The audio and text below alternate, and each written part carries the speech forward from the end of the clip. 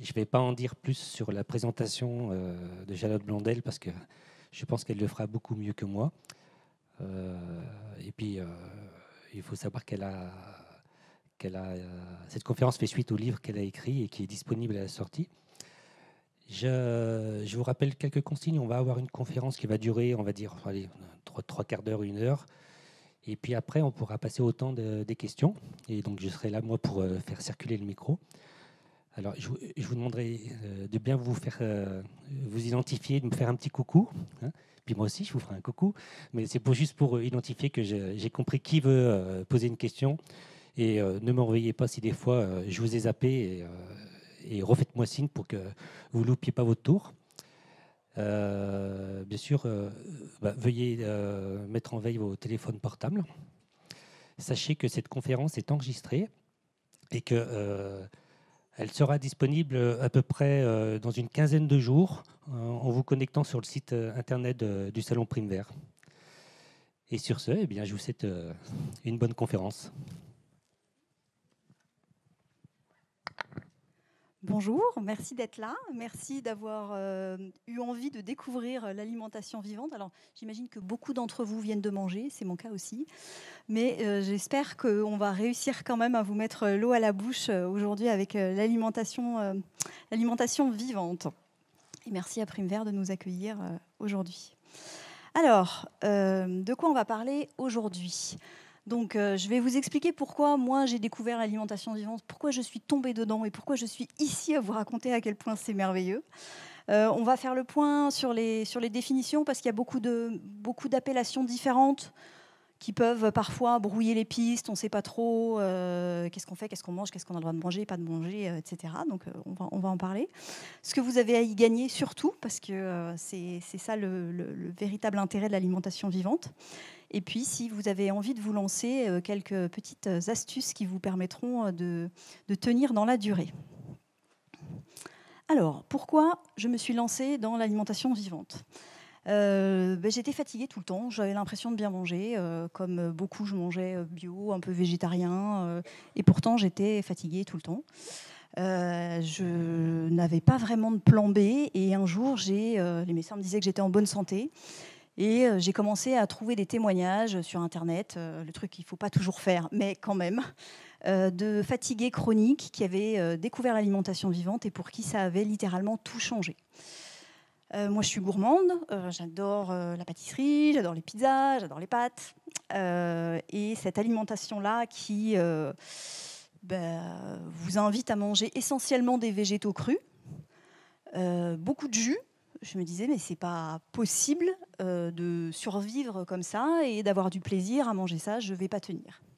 Bon, mais j'en avais vraiment marre d'être fatiguée. Je me suis dit, il faut que je fasse quelque chose. J'avais pas de plan B, j'ai essayé. Et là, ça a été une révélation. J'ai eu l'intuition de faire une formation à la cuisine, donc on va y revenir, qui est une façon d'élaborer des plats savoureux à partir de végétaux crus. Et ça a été une révélation à la fois sur le plan gustatif et à la fois sur le plan de la santé, puisqu'en quelques mois, la fatigue a disparu, j'ai retrouvé de la vitalité, un système immunitaire un peu meilleur, et donc je tombais moins malade. Et donc, on retrouve l'énergie de continuer en fait, ce type d'alimentation.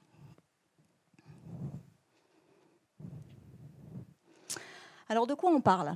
Vous avez peut-être entendu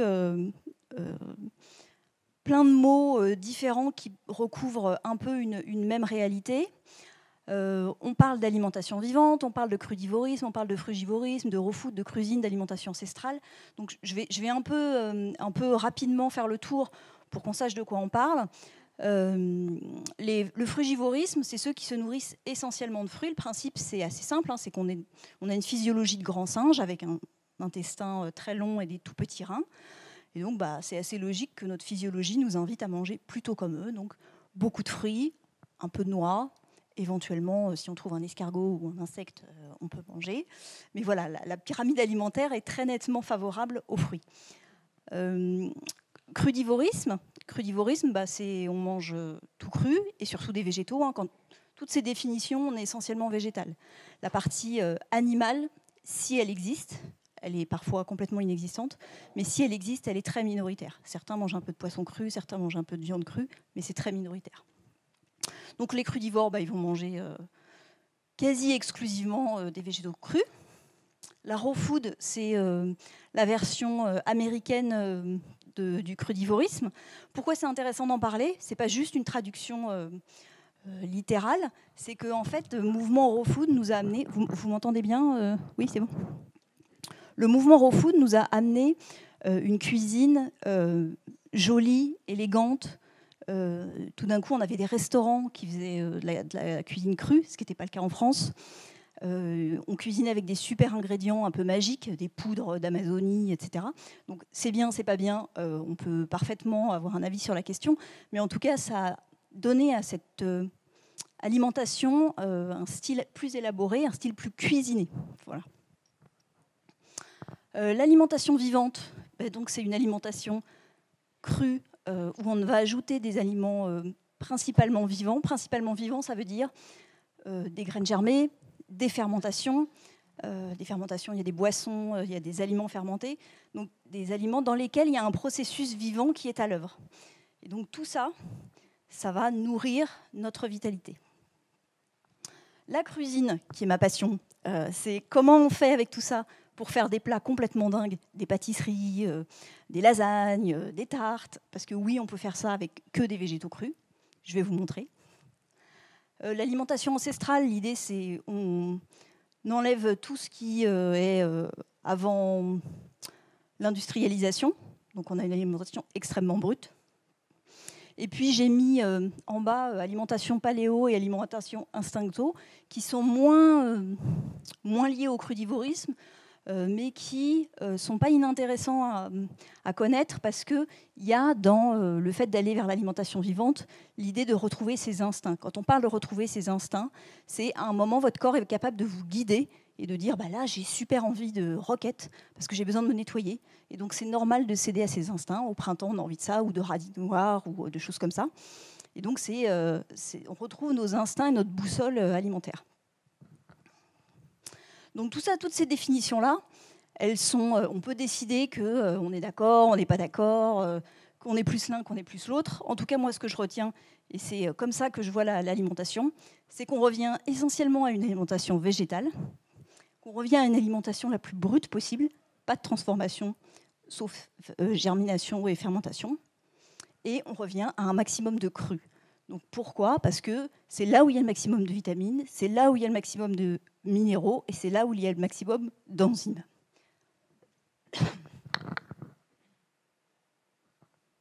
Concrètement, on mange quoi? Ne prenez pas peur. Donc ça, c'est une pyramide alimentaire assez classique en alimentation vivante. Les deux premiers niveaux peuvent être inversés. Si vous êtes plutôt frugivore, vous allez manger plutôt plus de légumes et de fruits et un peu moins de feuilles. Sinon, la pyramide alimentaire classique, on mange beaucoup de feuilles, des légumes, des fruits, des graines germées, un peu moins de noix, des fines herbes et des algues, et quelques épices, huiles pour donner un peu de goût à tout ça. Et les huiles, on va voir que nutritionnellement, c'est essentiel. Donc une fois qu'on a dit ça, on se dit que manger au quotidien, ça peut ressembler à ça. Est-ce que ça vous fait envie? Même après le déjeuner? Pas forcément. Voilà, donc souvent on me dit mais comment tu fais pour te nourrir comme ça? C'est jus vert, graines germées et noix, ça va pas être possible. Et en fait, moi, je mange plutôt comme ça. Donc voilà tout ce qu'on peut faire sans cuisson et avec essentiellement végétal. Encore une fois, je vous dis essentiellement végétal parce que moi, j'ajoute un petit peu, par exemple, d'œufs ou de produits cuits. Donc je vais un peu vous détailler ce qu'on voit à l'écran parce que, même s'il est 14 heures, j'aimerais bien vous faire saliver un peu. Donc là, dans cette assiette-là, on a des falafels de betterave avec des noix de cajou roulées dans le sésame, au cumin et au citron. Là, on a un repas assez classique quand on est en alimentation vivante. C'est un Buddha Bowl, ce qu'on trouve de plus en plus maintenant dans les cantines végé, ou donc sur une base de feuilles vertes. Vous vous souvenez, notre pyramide alimentaire consomme beaucoup de feuilles vertes. On ajoute plein de choses. Donc là, il y a des betteraves, il y a des lentilles germées, il y a des carottes râpées, il y a un œuf. Voilà, on peut ajouter ce qu'on veut. En haut, vous voyez les bocaux. Ce sont des lactofermentations qu'on peut acheter, qu'on peut aussi faire soi-même. Et c'est souvent bien meilleur si jamais vous vous vous sentez titillé par l'envie de faire vous-même vos lactofermentations qui sont des légumes en saumure, allez-y. C'est facile, c'est bon et nutritionnellement, c'est juste une bombe. Une bombe, pourquoi? Parce que, en fait, c'est le seul mode de conservation qui décuple les vitamines et les minéraux des aliments. Qu'est-ce qu'on voit d'autre dont je pourrais vous parler? Vous voyez le petit fraisier là au milieu? Bon, bah voilà, un fraisier, on peut faire un fraisier sans lait, sans beurre, sans œufs, sans farine, juste avec des noix et des fruits. On peut faire des pizzas. Là, il vous faudra un déshydrateur, mais on peut faire des pâtes à pizza déshydratées avec des sauces qui ont une saveur fromagère.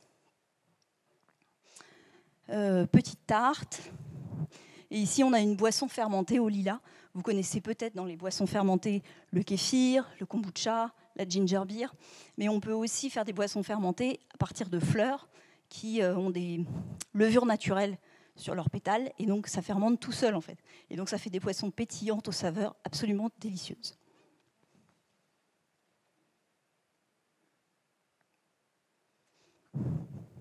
Et la crusine dans tout ça. Un petit mot sur la crusine. Donc la crusine, c'est l'équivalent de la cuisine, mais en cru, vous l'aurez compris. C'est comment on fait pour faire des plats élaborés, avec des repas qui ressemblent à des repas, tout en mangeant cette fameuse pyramide alimentaire qu'on a vue tout à l'heure. Donc beaucoup de feuilles vertes, beaucoup de fruits et légumes, un petit peu de noix, un petit peu de graines germées.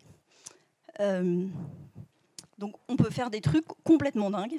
Bon, ça, c'est des choses que vous avez sans doute déjà vues, des nori rolls, donc un petit peu comme au restaurant japonais, dans des feuilles d'algues, des rouleaux de printemps, qu'on peut faire complètement crus et végés, délicieux avec une petite sauce cacahuète tamari. Donc des pâtisseries, ça je vous en ai déjà parlé, des soupes miso. Ça aussi, le miso, c'est une pâte fermentée donc qui est vivante, qui peut nous servir à préparer des soupes chaudes mais crues. Donc on ajoute de l'eau à la dernière minute et on arrive à faire quelque chose de l'eau chaude à 70 degrés. Et en fait, avec le bol, ça refroidit, ça va vous faire quelque chose de tiède, mais avec des légumes crus à l'intérieur. Et vous aurez un repas qui ressemble à une soupe traditionnelle, mais beaucoup plus riche en nutriments.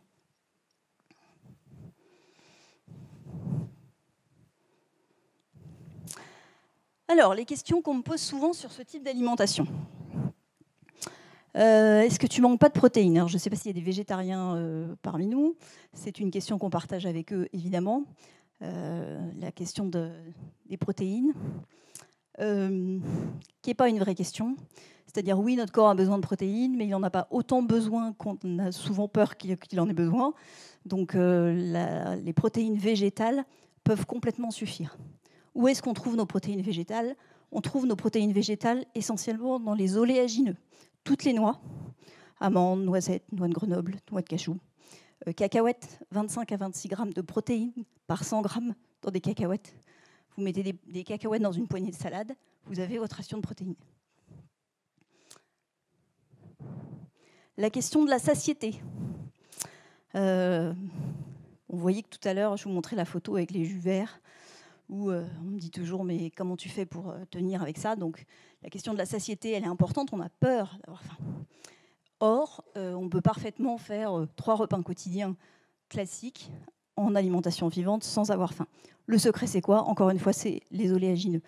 Si on arrive à mettre dans son alimentation des protéines et du gras, et il y en a plein dans les oléagineux, il n'y a aucune raison de ne pas tenir 3-4 heures comme un repas classique. Donc ça, ce n'est pas non plus une vraie question. Il faut juste se détendre un petit peu sur la quantité. C'est-à-dire que quand vos repas vont ressembler à un saladier entier de légumes, les premières fois, vous allez vous dire, c'est pas possible, je ne peux pas manger tout ça. Et en fait, si, votre corps il va avoir besoin de tout ça pour tenir 3-4 heures. Donc sur les volumes, comme on est sur des aliments qui sont beaucoup moins denses, et ben en fait, les volumes sont très supérieurs.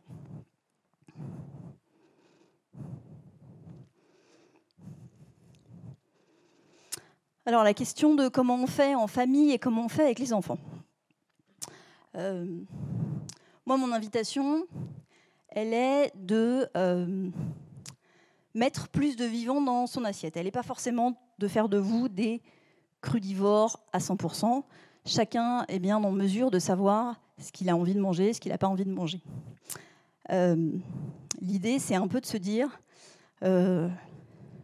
si on se mettait à l'alimentation vivante et que l'objectif c'était de manger 100% vivant de toute façon, c'est comme de dire à quelqu'un qui fait du sport, l'objectif c'est les Jeux Olympiques ou rien du tout. En fait, on a tout à gagner à faire un peu de sport et on a tout à gagner à mettre un peu plus de vivant dans son assiette. Et donc, c'est un peu ça ma reco pour les enfants. C'est-à-dire que les enfants, vous leur proposez plein de légumes, plein de fruits, ils peuvent en manger beaucoup, beaucoup, beaucoup. Est-ce que ça veut dire qu'ils doivent manger que ça ? Il y a des naturopathes spécialisés qui vous diront que oui. Moi, je ne suis pas naturopathe. Mais en tout cas, on a des enfants qui mangent beaucoup comme ça et qui sont en pleine forme. La question du foie gras. Est-ce que ça ne me manque pas le foie gras ? Bon, j'aime pas le foie gras, donc j'ai aucun mérite. Mais on pose souvent cette question sur plein d'autres aliments. Les aliments un peu doudous. Non, mais comment tu fais pour ne pas manger de fromage ? Non, mais moi, le jambon serrano, je ne peux pas m'en passer. Etc., etc. Vous pouvez décliner comme vous voulez.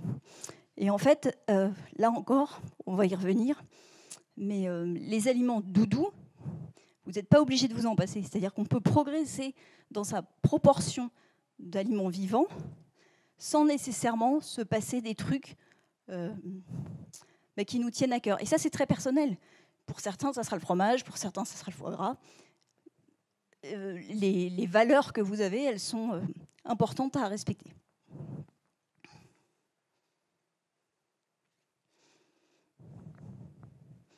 Alors, une question intéressante sur le plan physiologique. Autant de crudité, est-ce que ça fait pas mal au ventre ? Eh bien, ça dépend. Ça dépend parce que ça dépend de l'état de votre intestin. Si votre intestin il est un peu déjà sensible, fatigué, si vous êtes un peu dévitalisé, si votre intestin est poreux, il se pourrait que quand vous augmentez drastiquement votre proportion de crudité, ça soit difficile. En fait, vous avez tout simplement mal au ventre, vous sentez bien que ça ne passe pas. Ça, c'est une alerte, pas sur le fait qu'il faut arrêter l'alimentation vivante, parce qu'il n'y a pas grand-chose de plus efficace pour que l'alimentation vivante pour réparer votre intestin, mais en revanche, c'est une indication sur le rythme. Si ça fait mal, c'est que vous allez trop vite. Donc il faut y aller très progressivement avec les fibres. Et le secret pour s'en sortir dans une transition efficace pour réparer votre intestin sans avoir mal au ventre, parce que non, ça ne doit pas faire mal au ventre, c'est les jus de légumes. Vous allez commencer par mettre un peu de jus de légumes, pas plus de 30% de fruits, tous les légumes que vous voulez à l'extracteur. Vous faites un grand verre avant chaque repas, et ça, c'est des pansements pour votre intestin. Donc au fur et à mesure, votre intestin va se réparer, et vous allez pouvoir réintroduire progressivement des fibres. Voilà, ça c'est la transition parfaite quand on a un intestin un peu sensible. Dernière question qu'on me pose très souvent, c'est en hiver, comment on fait ? Comment on fait quand il fait froid ? Comment on fait quand on a envie de manger des choses très réconfortantes ? On fait comme on peut. C'est-à-dire qu'il y a des tempéraments qui ont toujours chaud. Il y en a peut-être parmi vous dans cette salle. Ils peuvent être nu-pieds en hiver, c'est jamais un problème. Eux, ils peuvent faire de l'alimentation vivante toute l'année, c'est pas un problème. Moi, je suis pas du tout dans cette catégorie. Et donc, l'hiver, on mange plus cuit. Voilà. Nous, notre proportion, c'est plutôt 50% l'hiver, 80% l'été. Donc, on ne mange pas du tout cru, vous voyez. Ça laisse beaucoup de place pour l'autre type d'alimentation. Quand on sort, on va chez les amis, on reçoit, voilà. Mais du coup, on change la proportion. Et beaucoup de personnes qui mangent en alimentation vivante font comme ça. Et c'est pas grave. Au printemps, on sent bien qu'on a besoin de se nettoyer, que le corps il a plus envie de crudité, c'est normal. Et donc, c'est respecter aussi son corps que de se dire que les rythmes alimentaires sont différents en été et en hiver.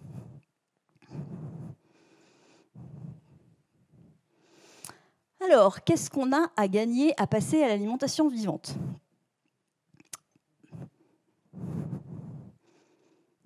C'est là que ça se passe. Ce que vous allez pouvoir constater assez vite, donc hors intestin un peu malmené, dont on parlait tout à l'heure, où la transition elle peut être un peu compliquée, mais sinon, si votre intestin est juste normalement en forme, ce que vous allez constater tout de suite, c'est un confort digestif. Confort digestif, ça veut dire pas de gaz, pas de bulles, pas de douleur et une légèreté au niveau de la digestion. Vous connaissez peut-être le coup de barre de 15 heures. En alimentation vivante, on n'a pas ça. Quand on fait des stages sur 3, 4, 5 jours, c'est assez miraculeux qu'au bout de 2 jours, les participants se disent tout de suite, mais c'est incroyable comme il n'y a pas cette espèce de coup de down, de coup de fatigue après le repas, et à quel point le transit est facilité. Donc ça, c'est immédiat.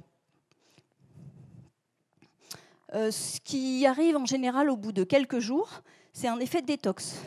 Donc, je ne sais pas si vous êtes familier avec ça, mais donc c'est un processus de nettoyage de l'organisme qui est extrêmement précieux, parce que c'est là où il va commencer à réparer les choses qui ne fonctionnent pas dans l'organisme. Et sur 5 jours, donc un stage de cruisine de 5 jours, vous allez enclencher cette détox. Donc souvent, ce qui se passe au bout du 2e ou 3e jour, on a un petit inconfort qui est très différent selon les gens. Parfois, ça peut être une petite migraine, parfois, ça peut être une petite nausée, parfois, ça peut être une tristesse, ça peut être une détox qui est plus émotionnelle. Et après, le corps réenclenche, retrouve sa vitalité et repart.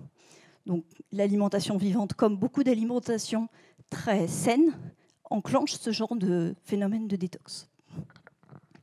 Si vous continuez, et là c'est déjà super, sur un ou deux... Vous m'entendez bien? Oui.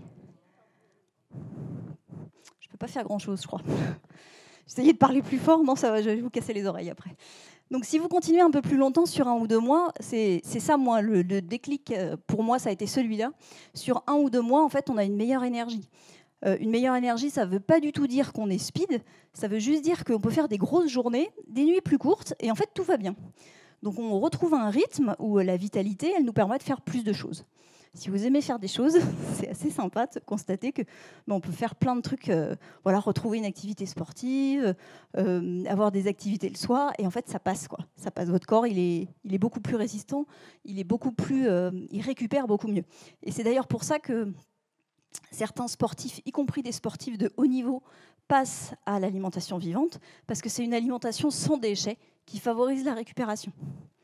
Donc il y a des sportifs, y compris des trailers, des ultra-trailers, donc qui font 100 km en courant, qui se nourrissent exclusivement de fruits et légumes, même si ça paraît complètement absurde ou ahurissant, parce qu'on se dit mais ils n'auront jamais les ressources physiologiques. Au contraire, c'est une alimentation extrêmement nourrissante.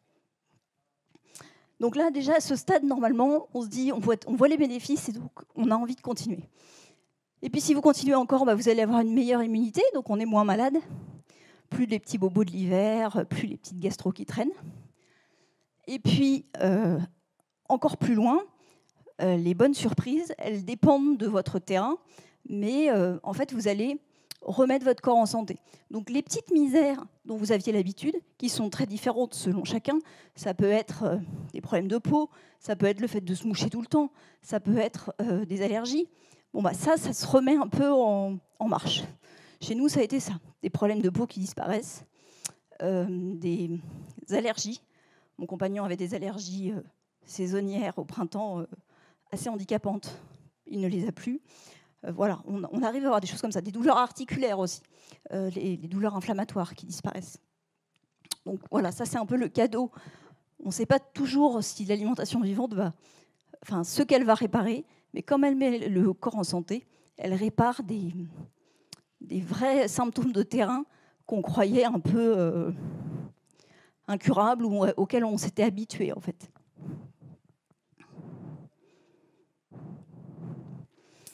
Alors, comment on fait pour se lancer quand on a envie d'aller vers l'alimentation vivante? Mon premier conseil, c'est d'aller doucement. Il arrive, on en connaît parfois, parce que c'est souvent ceux qui parlent très fort, qu'il y en a qui arrêtent du jour au lendemain et qui se mettent 100% à devenir crudivores. Et moi, je connais plein de gens qui ont fait ça, et au bout d'un mois, ils arrêtent tout parce qu'ils n'en peuvent plus. Vraiment, mon meilleur conseil, c'est donnez-vous 1 an. 1 an, ça peut paraître très long en transition, mais ça permet de tester aussi ce qui se passe à chaque saison. Le corps, il ne réagit pas de la même façon en été et en hiver, on en parlait tout à l'heure. Et donc, aller doucement, c'est se donner le temps d'explorer ce qui nous convient à nous, en été, en hiver, en fonction de notre rythme de vie, de nos contraintes familiales, et donc de faire une transition en ancrant chaque nouveau pas dans notre vie. Donc comment on commence On commence par ajouter du cru au début de chaque repas. Ça, c'est le premier geste santé que vous pouvez faire dès demain en rentrant chez vous. Pourquoi c'est le premier geste santé? Parce qu'il se passe un truc dans l'organisme qui s'appelle la leucocytose. Alors, c'est le petit moment technique. La leucocytose digestive, c'est quand vous mangez, votre corps lâche des globules blancs. Il y a une réaction du système immunitaire qui fatigue l'organisme. C'est un peu pour ça que la fatigue digestive s'installe. Et en fait, cette réaction du système immunitaire, qui s'appelle la leucocytose ou l'hyperleucocytose, eh bien, en fait, elle n'existe pas quand on mange cru. Comme si le corps reconnaissait les aliments crus et disait « c'est OK, il n'y a pas besoin de lâcher les soldats pour voir ce qui se passe », alors qu'avec l'alimentation cuite, ben, il a du mal à les reconnaître. Et donc, il lâche les globules blancs pour vérifier que c'est OK et qu'il n'y a pas de danger. Et donc, l'intérêt de commencer ces repas par du cru, c'est qu'en fait, on amoindrit énormément la réaction de leucocytose. Donc, même si vous ne passez pas du tout cru, et comme je vous le disais, ce n'est pas forcément ce qu'on cherche tout de suite, commencez chaque repas par du cru, vous réduisez cette réaction du système immunitaire. Donc, ça peut être des choses très simples. Hein. Vous croquez une carotte, la salade que vous mettez d'habitude après le plat principal, hop, vous la passez en entrée. Vous mangez un fruit un quart d'heure avant le repas. Des choses très simples comme ça, c'est le premier pas pour se lancer dans l'alimentation vivante. Ensuite, vous augmentez la proportion, et ça, c'est à votre rythme, comme vous voulez. Et puis, vous écoutez vos sensations. Si ça fait mal, c'est que ça ne va pas. Si le rythme ne vous convient pas, par exemple, la question du petit déjeuner est intéressante. Il y a des gens qui ont besoin de petit déjeuner. Il y a des gens qui n'ont pas besoin de petit déjeuner.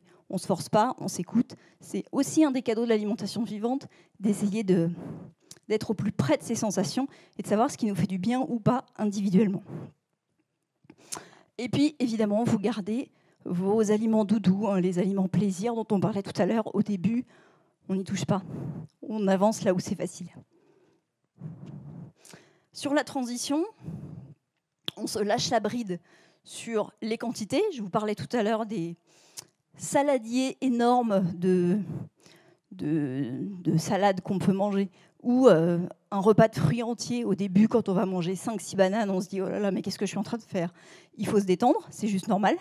Votre corps, il va trouver ce dont il a besoin dans ce que vous lui donnez, mais les quantités sont un petit peu différentes puisque l'alimentation est moins dense. Et puis, le deuxième élément, c'est se lâcher la bride sur les quantités de noix. Oui, vous allez manger beaucoup de noix, c'est normal.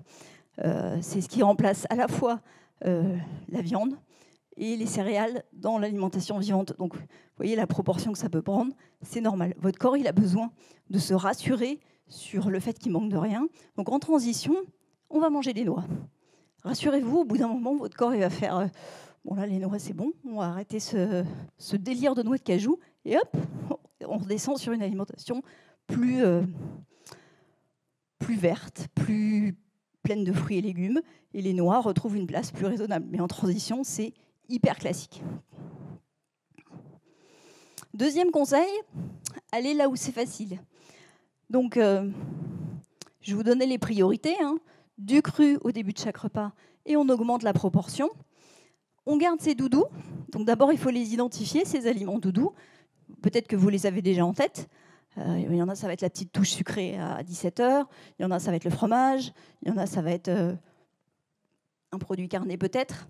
Tout est OK. Gardez-les, identifiez-les et dites-vous, j'avance sur le reste, je progresse sur le reste et cela, on verra plus tard. Et pour ces aliments doudous, comment on fait pour voir si on peut les remplacer ? Eh bien, en fait, il faut tester plein de choses. Typiquement pour le fromage, pour certains, le côté tartine va être super important. Et donc, il va falloir trouver des alternatives de pain. Et juste une tartinade végétale, ça va marcher. Pour d'autres, c'est le côté fermenté qui va être super important. Et finalement, une lactofermentation, ça va pouvoir prendre le relais. Donc, il faut explorer ce qui pourrait remplacer, en termes de sensations et de plaisir, vos aliments doudous. Et pour le chocolat, on n'a pas de problème parce qu'on a du cacao cru délicieux. Mon troisième conseil, ce serait se former.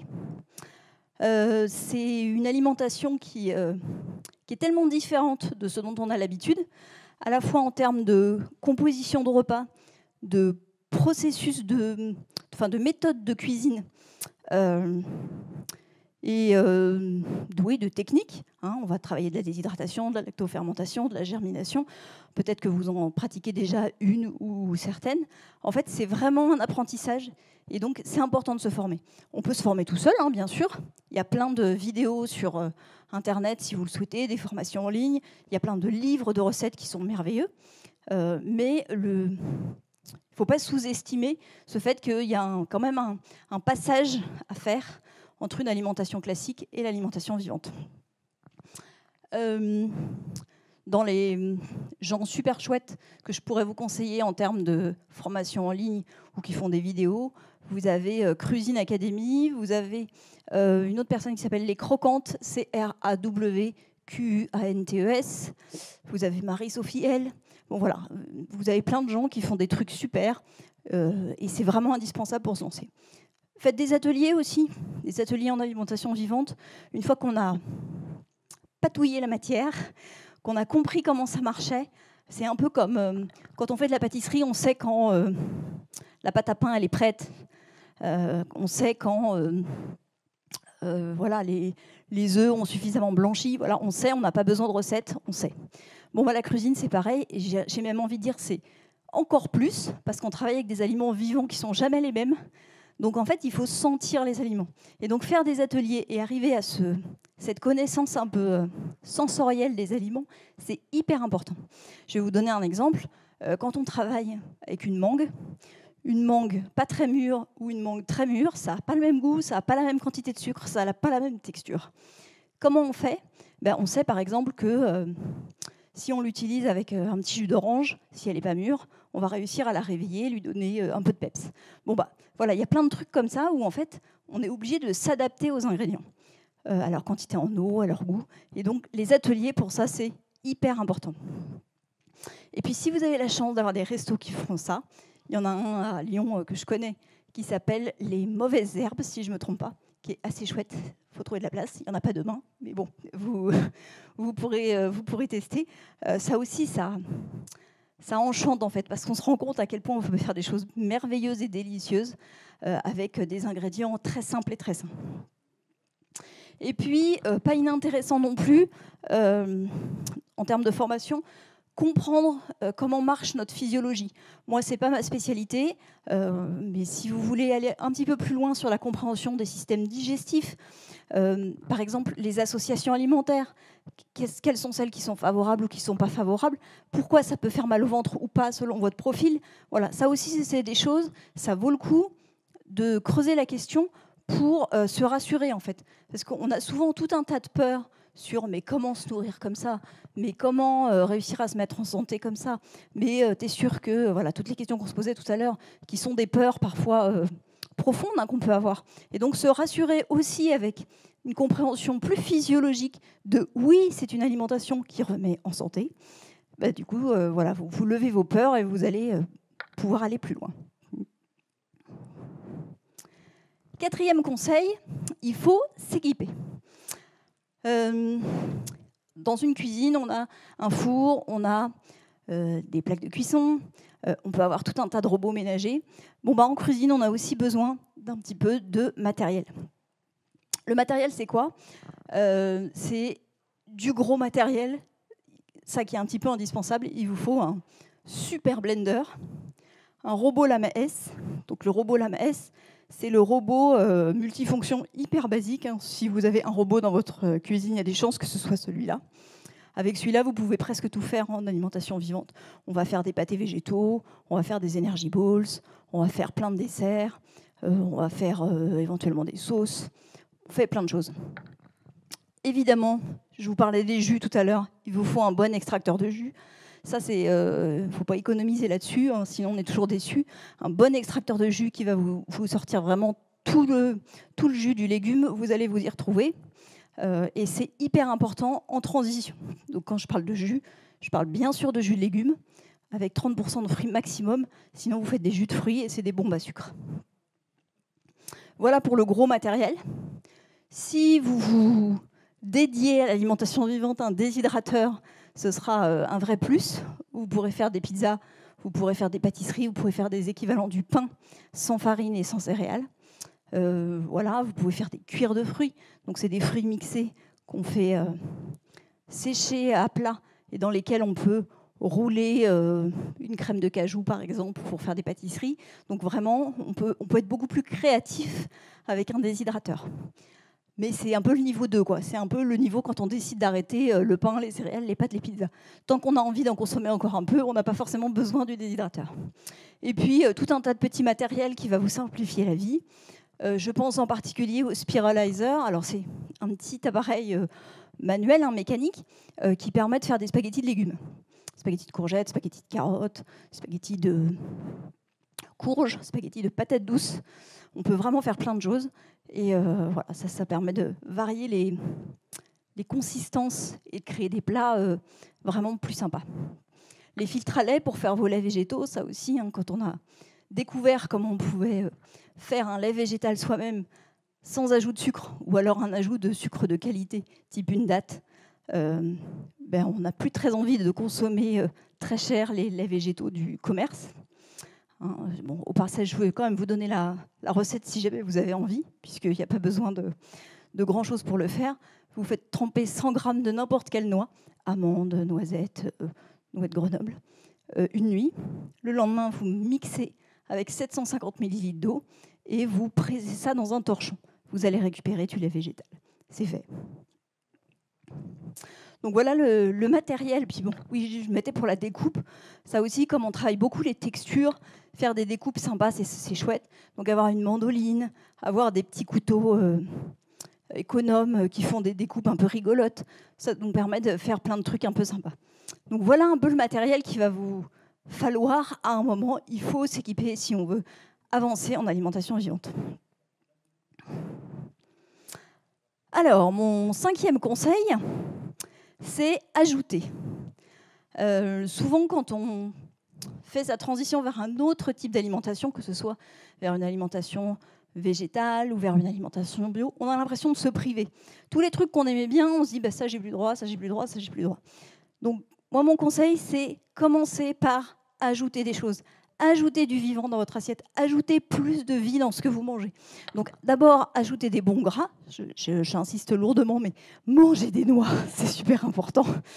Donc toutes sortes de noix, des graines de chia. Vous voyez sans doute à quoi ça ressemble. C'est un peu une icône, les graines de chia de l'alimentation vivante. C'est très riche en oméga 3. Donc c'est un peu notre poisson en alimentation vivante. Donc on peut juste le saupoudrer sur des salades. On peut faire des puddings en le faisant gonfler dans un lait végétal avec des fruits. On peut vraiment se régaler avec les graines de chia.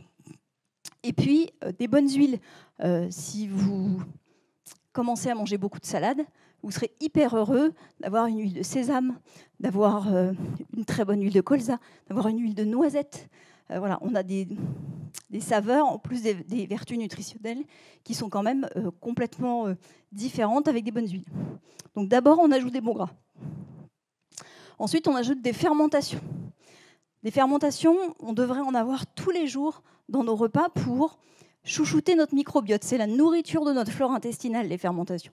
Donc, en alimentation vivante, on en mange un peu tout le temps. Donc, soit des lactofermentations, donc qu'on achète en bocal encore une fois ou qu'on fait. Ça, c'est à peu près une cuillère à soupe à chaque repas. C'est assez facile une fois qu'on a pris l'habitude de les ajouter dans un bol, dans un coin d'assiette. On peut en trouver des bons ou des moins bons. Ça, c'est vraiment affaire de palais et affaire de recherche, mais voilà, les aliments fermentés, les légumes fermentés, c'est hyper important. Les assaisonnements fermentés aussi, ça c'est un peu la base quand on passe en alimentation vivante. On ne travaille pas avec un vinaigre balsamique et une huile lambda. On va donc choisir des bonnes huiles, mais on va mettre de la pâte miso dans nos assaisonnements. On va mettre du tamari, c'est une sauce de soja fermentée. On va utiliser du vinaigre de cidre qui est vivant. Maintenant, il existe même des purées d'oléagineux fermentés que vous pouvez diluer avec un peu de citron et ça vous fait une sauce express hyper bonne. Et puis le dernier élément à intégrer dans son alimentation quotidienne, c'est les boissons fermentées. Donc on a parlé du kéfir, On a parlé de la ginger beer, qu'on peut faire soi-même, à la fois kéfir et ginger beer. Le kombucha, qui se fait à partir de thé et d'un équivalent de mer de vinaigre. Donc ça, c'est des boissons qu'on fait à la maison, on prend l'habitude de les faire. On en boit un peu quotidiennement et on sait que notre microbiote est en super forme, à la fois pour digérer, mais aussi pour nous préserver des maladies autour, puisque c'est la clé de notre système immunitaire. Je n'ai pas parlé des graines germées ici, mais dans la série Ajouter, c'est aussi super important. Un peu de graines germées tous les jours, c'est des bombes nutritionnelles pour certaines vitamines. Une graine qui passe à une graine germée multiplie par 1000 sa concentration en certaines vitamines. Donc c'est vraiment des bombes nutritionnelles. Donc ça aussi, on en met un petit peu, une cuillerée par-ci, une cuillerée par-là, un peu plus. Certains crudivores font des salades entières de graines germées. Ça peut être très très bon. Voilà, ça fait partie des choses où on met plus de vie dans son assiette. Et puis les jus, j'en ai déjà parlé. Les jus, c'est commencer par ajouter des jus sans rien changer à votre alimentation. Déjà, vous allez vous faire énormément de bien.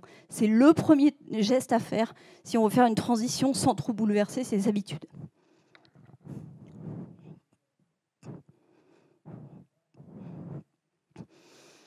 Et alors, je voulais terminer avec vous en vous parlant de mon mantra, puisque maintenant, ça fait 5 ans que nous, on se nourrit comme ça.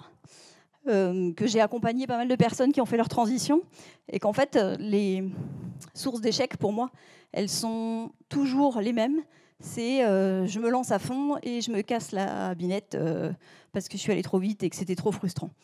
Donc, mon conseil absolu, c'est éviter le tout ou rien. On n'a pas besoin de se définir comme crudivore, vegan, etc. On s'en fiche. Si on choisit ce type d'alimentation, c'est pour se faire du bien. On y vient quasiment toujours pour des raisons de santé, pour se sentir mieux, parce que soit on a des petites misères, soit on a mal au ventre, enfin, peu importe la raison, mais en général, on y vient pour des raisons de santé. Et donc, il ne faut pas perdre de vue que l'idée, c'est de trouver une alimentation qui va nous faire du bien pour longtemps. Ce n'est pas une course de vitesse, ce n'est pas une identité. On est là pour trouver l'alimentation qui nous fera du bien à la santé, au palais, qui nous coupera pas de nos proches, pour longtemps. Donc moi, je vous invite à mettre un max de vivant. Vous voyez le dessus là-haut, c'est un bol, mais vous avez aussi des œufs. Ben oui, on peut mettre des œufs. Ici, c'est un batch cooking. Donc c'est vous savez, ces séances où pendant 2 heures, on prépare plein de repas pour la semaine. Et donc c'est un batch cooking où vous avez beaucoup de cru, mais vous avez aussi un peu de cuit. Et c'est très bien, et c'est OK. Et c'est quand même une très grosse proportion d'alimentation vivante dans votre semaine. Et donc voilà, éviter le tout ou rien, ça permet aussi d'éviter de se fâcher avec tout le monde et de se dire que quand on sort ou quand on va chez les amis, on peut manger autre chose et tout va bien. Et je vous souhaite d'être en excellente santé en mangeant de plus en plus vivant. Voilà, est-ce que vous avez des questions ?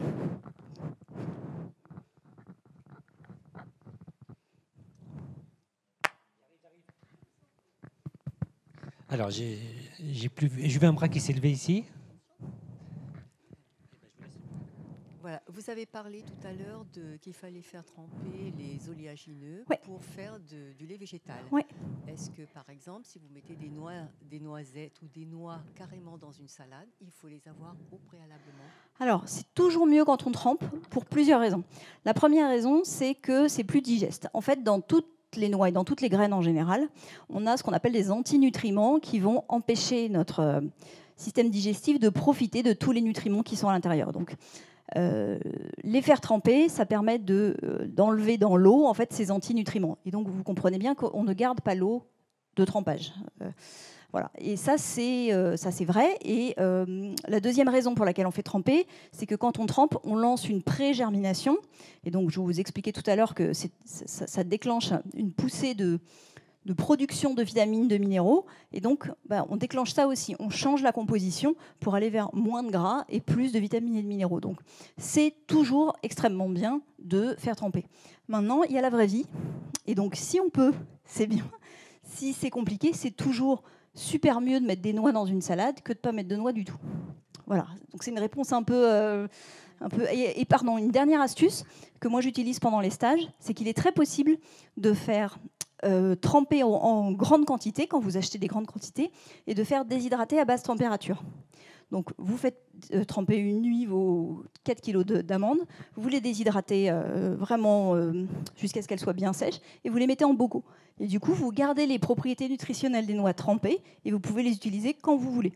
Donc, sur des stages, moi, je fais ça, et comme ça, c'est facile, on n'a pas besoin de s'organiser à tremper la veille pour le lendemain, ou voilà, on peut improviser, quoi. Alors, on avait une autre question par là. Vous conseillez les jus en début de repas. Quel est l'avantage d'un jus par rapport aux fruits ou aux légumes entiers? Parce que c'est vrai qu'à droite à gauche, on lit qu'il vaut mieux prendre les fruits ou les légumes entiers plutôt que les jus. Ouais. Alors, c'est 100% vrai pour les fruits et pas forcément pour les légumes. Les fruits, en fait, c'est sucré par définition. Et plus on peut ralentir le passage du sucre dans le sang, mieux c'est. C'est-à-dire plus on a un passage progressif du sucre dans le sang sur du temps, c'est toujours mieux pour l'organisme qu'un sucre rapide. Si on dit toujours les sucres lents, complets, c'est exactement ça, c'est l'index glycémique. Quand vous avez, il y a plusieurs façons de réduire l'index glycémique d'un aliment. Une d'elles, c'est ajouter des fibres. Donc en fait, le jus d'un fruit aura toujours un index glycémique beaucoup plus important qu'un fruit avec ses fibres.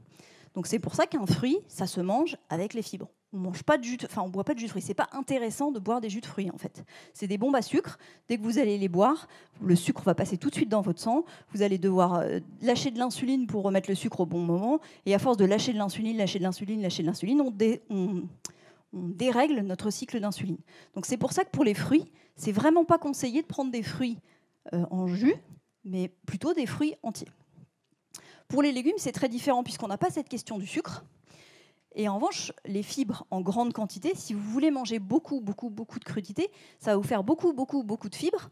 Et du coup, il faut les manger, les beaucoup de fibres. Et donc, ça peut être un problème en début de transition. C'est là où les jus sont intéressants. Et j'ajouterais que si vous voulez manger, je ne sais pas moi, 4 kilos de carottes, ou 4 kilos de n'importe quoi d'ailleurs, vous n'y arriverez pas à les manger, les croquer, etc. Vous allez lâcher l'affaire avant.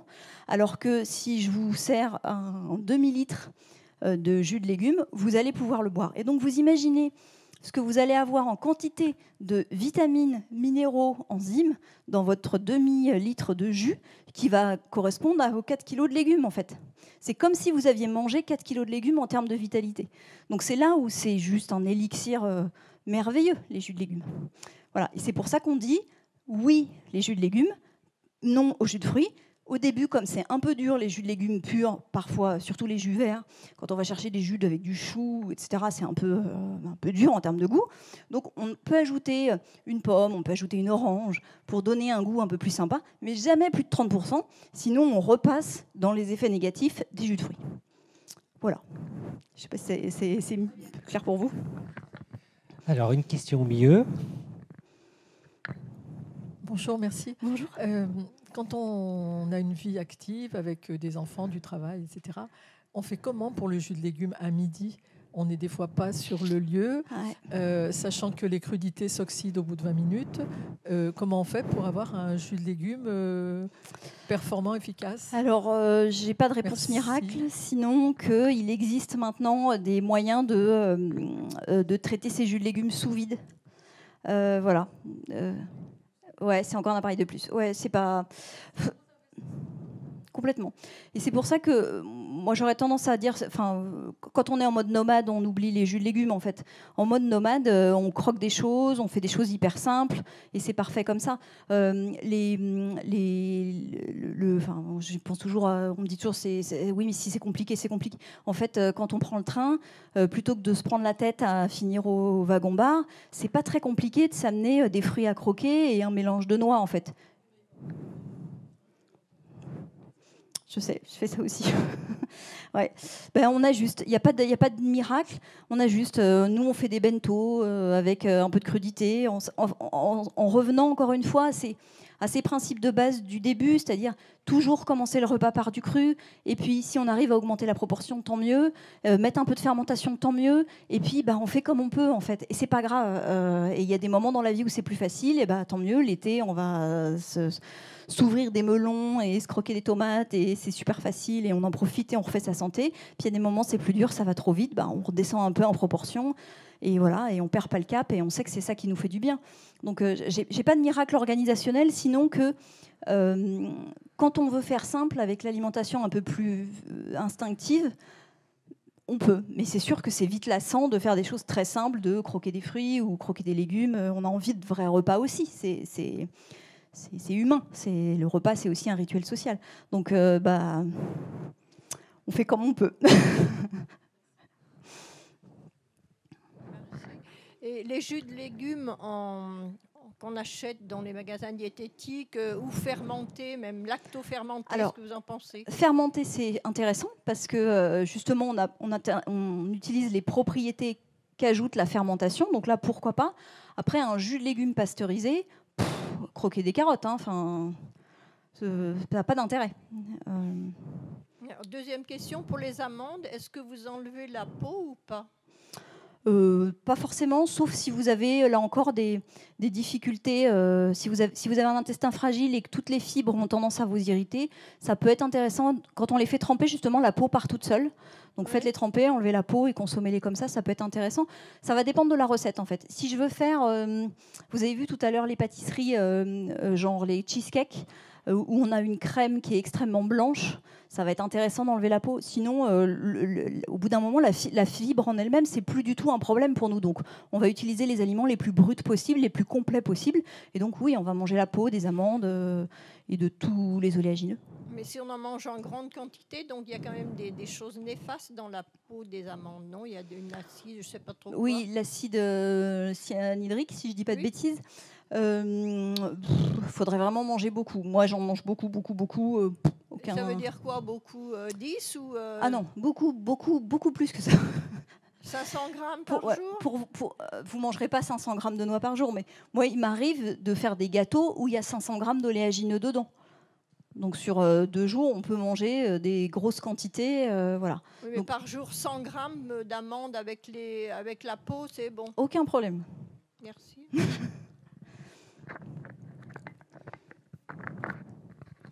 Alors, s'il y a d'autres questions, moi j'en ai quelques-unes. Alors, je peux peut-être en profiter. Allons-y. D'abord, juste une expérience à partager, c'est que moi j'ai la chance d'avoir découvert des boissons crues.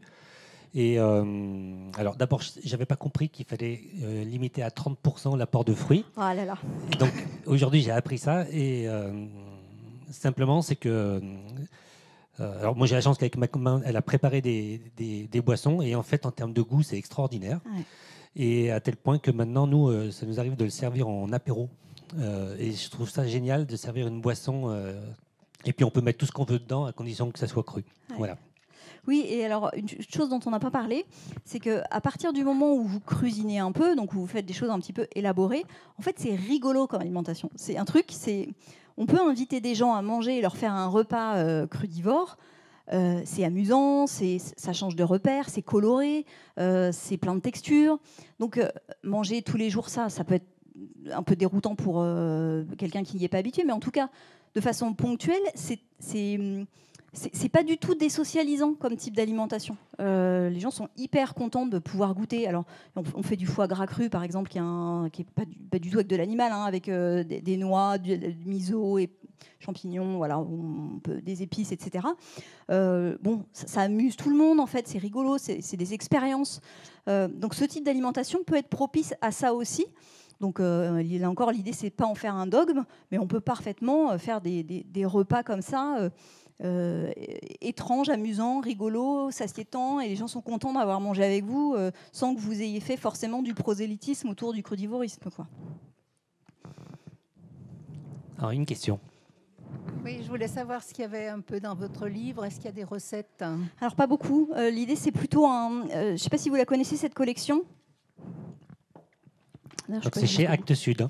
C'est chez Actes Sud. En fait, c'est une collection qui est née après le film Demain de Cyril Dion. En fait, il y avait plein de gens qui se disaient mais nous, on a envie de faire des trucs, mais on ne sait pas comment s'y mettre. Et en fait, cette collection, elle est née de ce moment-là, de ce besoin-là.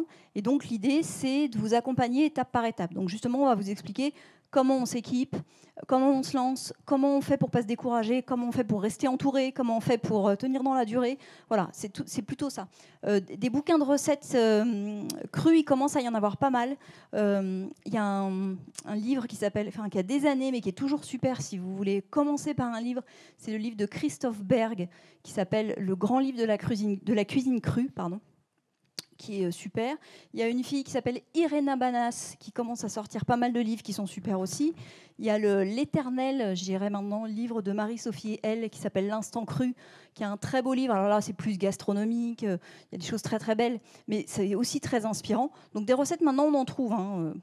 Voilà. Mais non, il n'y en a pas beaucoup, malheureusement. Et moi, je suis un peu frustrée parce que je trouve que c'est tellement beau, l'alimentation vivante, que je pense que mon prochain livre sera plein de recettes avec de très belles photos. Ah bah pourquoi pas, moi j'ai preneur. J'avais une question. À un moment donné, vous avez donc fait référence de l'histoire du cru et donc pas cuit.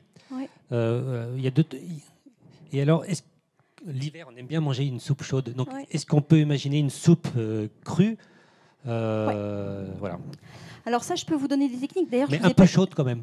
Pardon ? Mais un peu chaude quand même. Alors, d'ailleurs, tout à l'heure, à 17h30, on fait un atelier avec quelques recettes crues sans beaucoup de matériel, puisqu'on est sur un salon et on n'a pas de blender, etc. Et donc, on fera une soupe crue chaude, si vous voulez tester. Bref, oui, on peut faire, bien sûr, des choses un peu chaudes en alimentation vivante. Donc, d'abord, il ne faut pas oublier notre déshydrateur qui nous permet de chauffer des choses à 45 degrés. Et en fait, à 45 degrés, déjà, c'est très agréable par rapport à quelque chose qui sort du frigo. Donc, il y a plein de choses qu'on peut réchauffer. Mais je vais vous donner 2 techniques pour faire des soupes crues chaudes. Donc, la première, vous mettez des légumes et on va dire un agent de texture, pas du tout industriel, on se détend, qui va être soit un avocat, soit une grosse cuillerée à soupe de purée d'oléagineux. Purée d'amande, c'est pas mal. Purée de cajou, si vous voulez, ça a des goûts assez neutres. Donc vous ajoutez donc votre avocat ou votre purée, vous mettez vos légumes. Idéalement, ce qui est bien, c'est de commencer par des épinards ou des champignons qui sont assez faciles. Vous allez, au moment du repas, juste couvrir d'eau chaude, mixer, servir. Et en fait, vous avez une soupe qui est chaude, qui est veloutée parce qu'on a mis des oléagineux qui vont donner de la texture. Et voilà, ça fait une soupe chaude mais crue, en fait. Voilà. Donc ça, alors l'idéal, on dit 70 degrés, c'est l'eau frémissante. En fait, avec la température du bol, etc., ça redescend assez vite. Donc on a vraiment une sensation de tiède mais pas brûlant. Et ça préserve on voit qu'on garde le croquant des légumes. Donc c'est le truc un peu idéal. Et la deuxième technique, c'est plutôt les soupes type soupe miso, avec du bouillon qu'on va rajouter, avec des légumes en morceaux très finement découpés. Donc carottes, poireaux, champignons. Puis vous allez ajouter un bouillon avec du miso, du tamari. Vous pouvez ajouter toutes les épices que vous voulez. Et là, ça va ressembler à une soupe donc un peu à mâcher, mais qui est aussi très bonne et chaude, quoi. Une question. Alors, si j'ai bien compris, vous avez éliminé complètement les lentilles, les pois chiches, les pois cassés et le blé en général, toutes les graines. Alors, moi, je les élimine pas, puisqu'il reste encore une partie de mon alimentation qui est plutôt végétarienne mais cuite. Donc, moi, j'en continue d'en manger. Mais en alimentation vivante, on les mange essentiellement germées. Toutes ces céréales et légumineuses, on les fait germer. Les lentilles, c'est super facile. On fait des salades de lentilles germées avec du concombre, avec du poivron l'été, c'est super bon. Avec du radis ou du chou l'hiver, c'est super bon.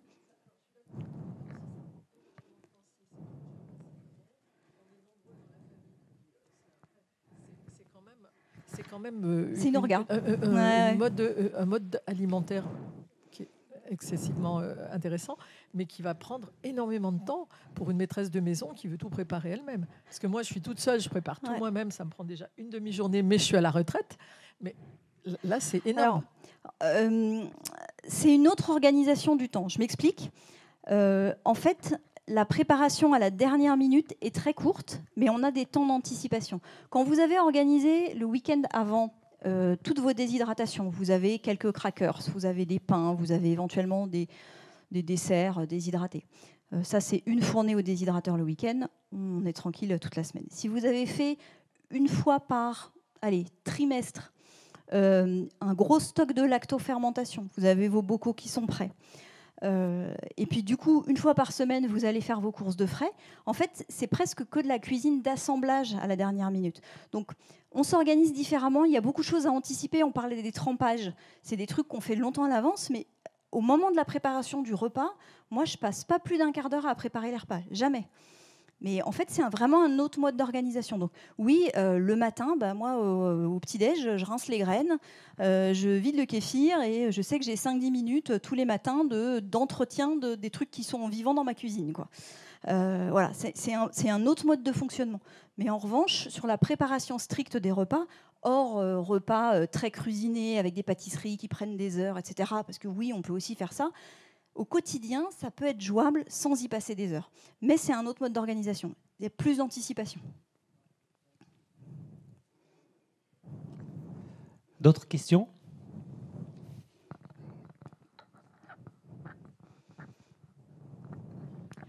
Je suis suivie par une acupunctrice et elle me dit sans cesse qu'il faut cuire les choses pour en fait éviter au système digestif d'avoir à les cuire lui-même.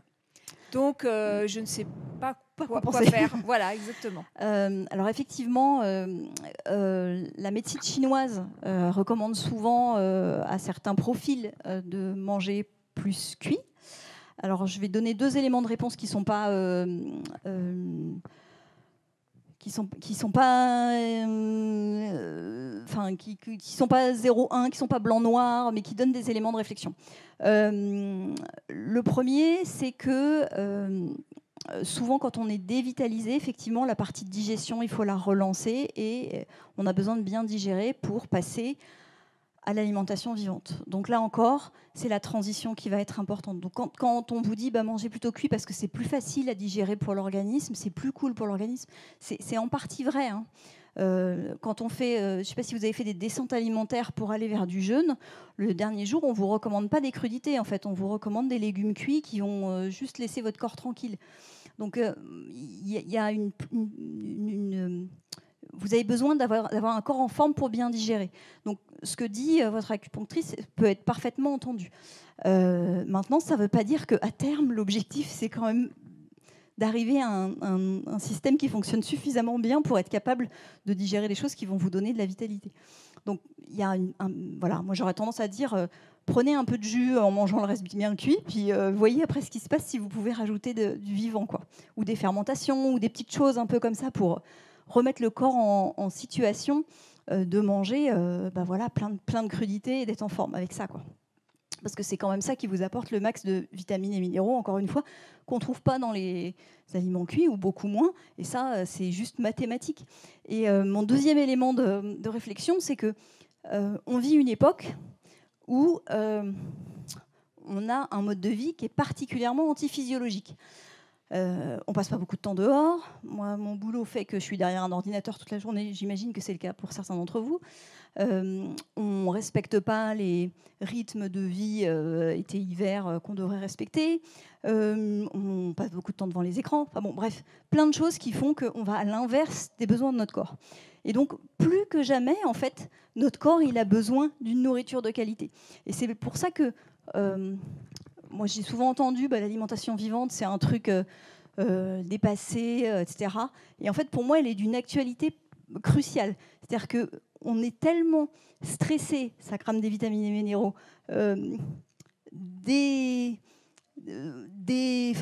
déconnecté de nos rythmes, qui, là aussi, on grille des vitamines et minéraux. Si on n'a pas une alimentation qui nous compense ça, on est sûr d'aller dans le mur, en fait.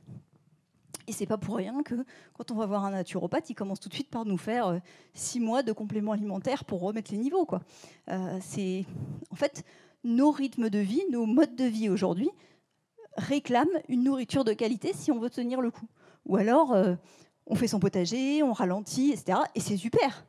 Mais si on n'a pas la chance d'avoir un rythme de vie physiologique, bah ouais, en fait, il faut trouver de l'énergie quelque part.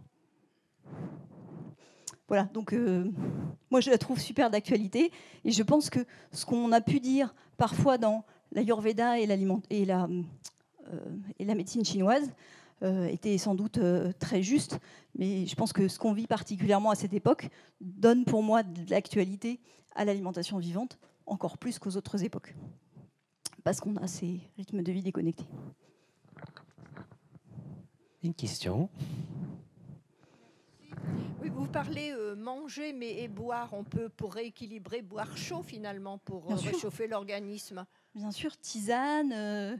En général, en alimentation vivante, on évite un peu les excitants.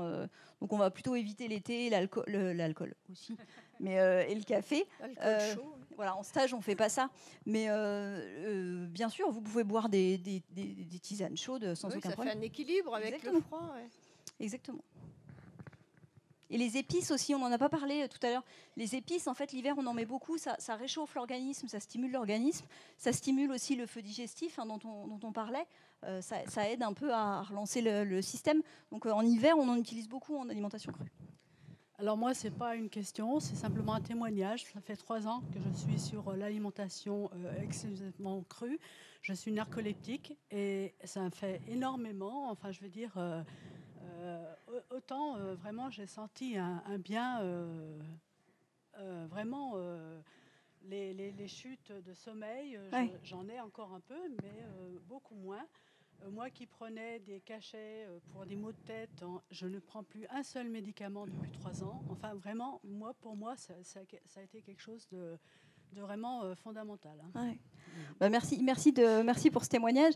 Et en fait c'est là où je trouve que c'est tellement précieux, c'est qu'à un moment, on est capable de faire des choses qui sont de l'ordre du miracle avec une alimentation qui est d'une simplicité absolue, en fait.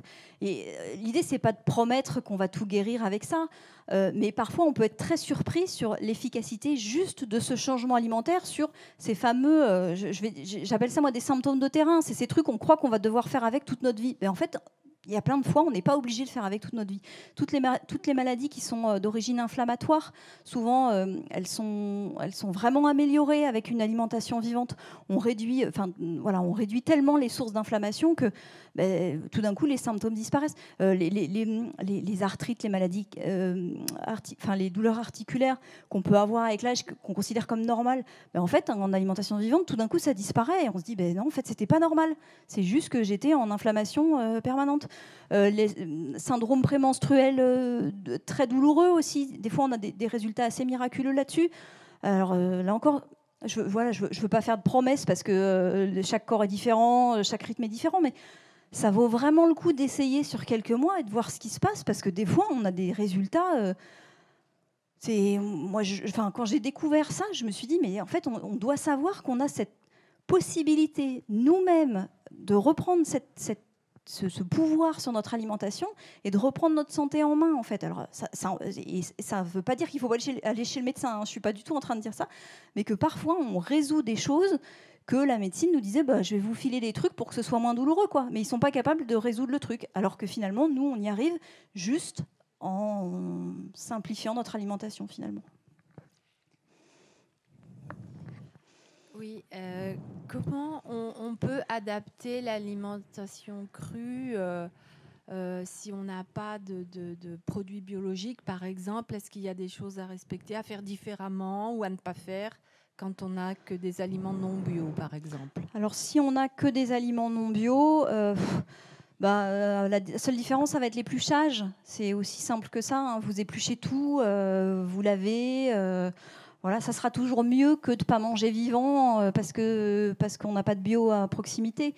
Donc on prendra cette précaution-là. En revanche, si vous avez des produits bio, là, vous pouvez laisser la peau. Et au contraire, c'est là où il y a le plus de vitamines et de minéraux. Donc plus on peut laisser la peau. Après, c'est vraiment une question de goût. Plus parfois, quand on a nos carottes qui sortent de terre, on mange beaucoup de terre à la maison. Mais bon, voilà, on est habitué, ça nous fait plaisir.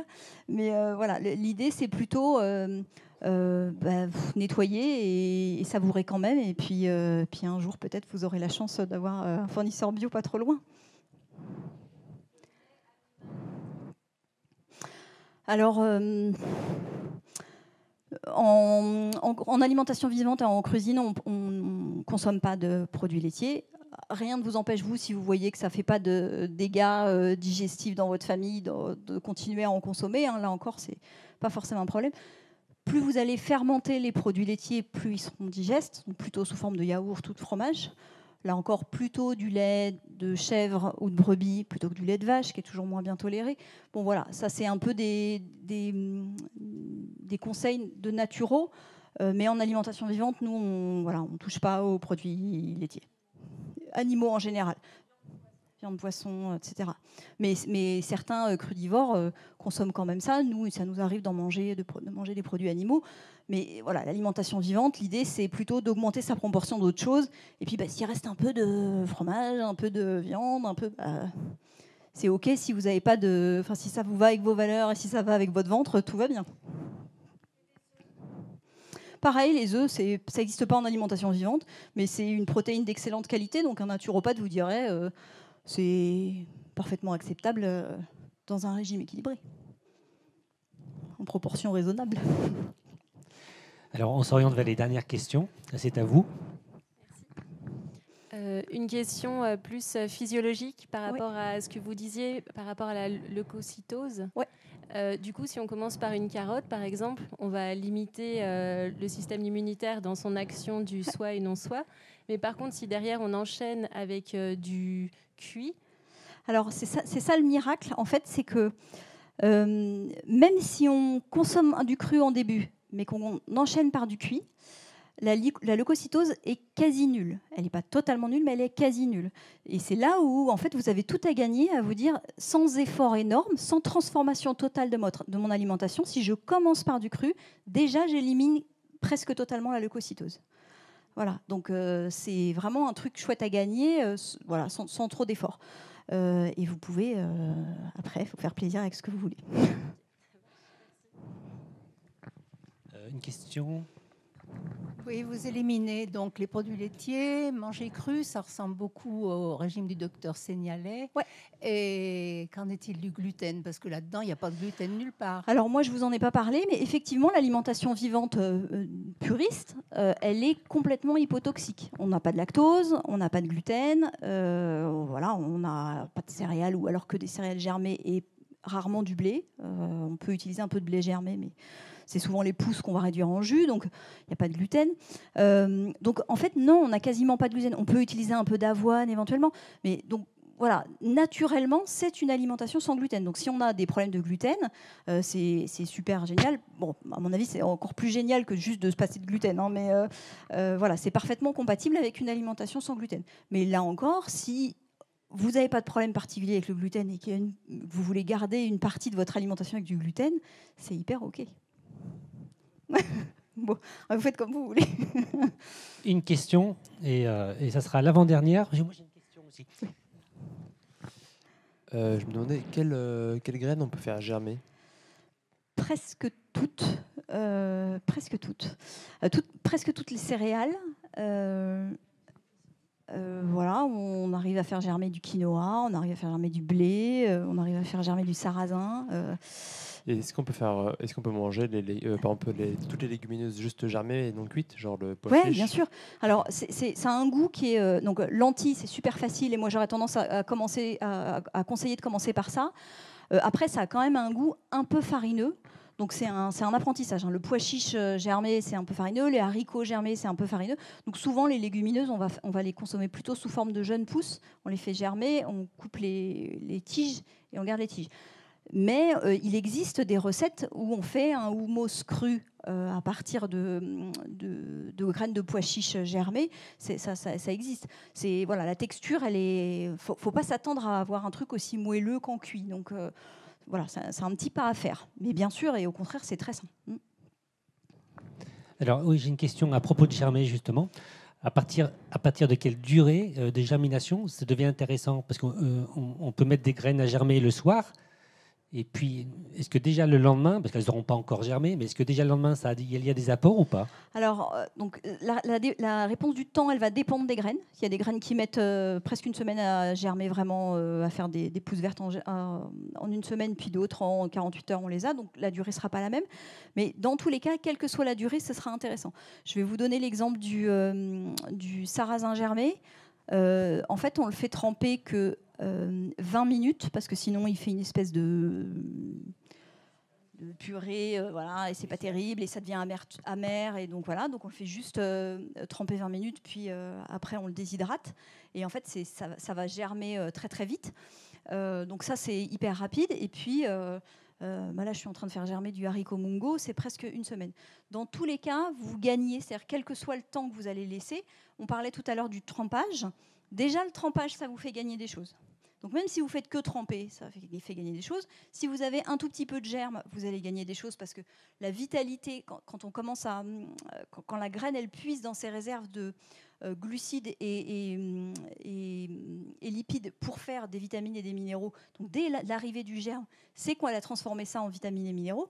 Donc là déjà on a gagné. Et puis si vous allez plus loin et que vous commencez à avoir des pousses vertes, là vous allez avoir de la chlorophylle et ça aussi c'est intéressant. Donc c'est pas les mêmes intérêts au fur et à mesure, mais dans tous les cas, à tous les moments, c'est des trésors. Allez, on prend une dernière question. Ce n'est pas une question, c'était juste pour répondre qu'il y a le livre de Max Labbé sur les graines germées qui donne énormément d'indications et au bout de combien de jours il y a le maximum d'oligo-éléments, de vitamines, etc. Il est très bien fait. Voilà, vous pourrez... Est-ce qu'on peut atteindre un niveau de survitaminé en fait? Et du coup, est-ce que le corps est en capacité de l'évacuer si jamais je suis pas sûre de pouvoir répondre à cette question. Je l'ai jamais vu écrit, lu, abordé. Donc, à mon sens, il n'y a aucun risque. Parce que c'est vrai que ça doit demander aussi un travail je pense au corps, qu'il à l'organisme, s'il y a trop. Je pense que le corps régule. J'ai jamais rien lu sur aucun risque de cet ordre. Je sais pas. Justement, oui, ça me. Alors, merci pour votre attention et merci à... Et pardon, juste à Charlotte Blondel. Si vous voulez qu'on prolonge l'échange, donc je suis à la petit coin librairie juste derrière et à 17h30, donc on fait un petit atelier où on va faire une soupe miso, une petite pâtisserie crue au cacao et des petits rouleaux de printemps. Si vous avez envie de découvrir ça, donc sans matériel, juste ce qu'on peut faire dans une cuisine normale, je vous retrouverai avec plaisir. C'est Espace Bien-être. Merci beaucoup. Merci à vous.